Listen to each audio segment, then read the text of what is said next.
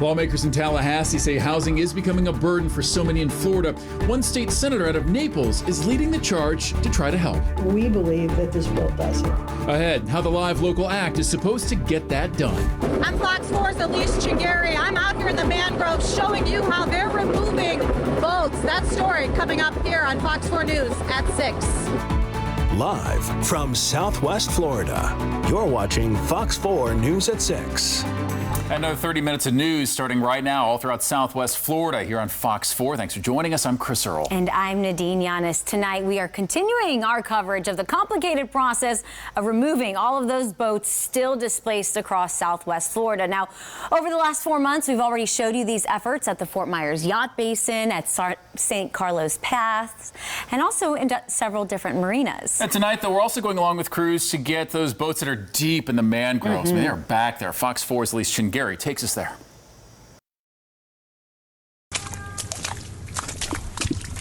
Hilo will be here in 10 or so. This one will go first. He'll take this over to Pine Island, drop it off.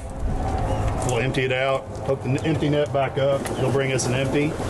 He'll drop the empty off. He'll pick up the smaller net, and we're just going to rinse, wash, and repeat, and just cycle it out. Come take a walk with me. My photographer Kevin and I are here in the Mangroves as these companies are working to remove these boats that have been stuck since Hurricane Ian. They actually have to cut the boats in pieces, and those pieces weigh more than 1,800 pounds. Once this is out of here, then we'll lay the net out. Okay. Because he's going to have to fly it right over the top of all of it. 10-4. Tyler Marks with the company RJ Gorman explains you have to keep an eye on the weight. Because the lift limitations on the Huey is about 4,000, but I kind of like to be in the middle and not too heavy because it's very dangerous what we're doing. Tyler Marks went on to tell me days prior, the crews had to make their way in here to cut these boats, all while still trying to protect the mangroves. Carrying chainsaws into a mangrove is, not something that, people typically see around here. We had express permission written from FDEP giving us permission to actually modify some of the mangroves and cut them back just enough to where our operations are safe and doesn't cause any issues.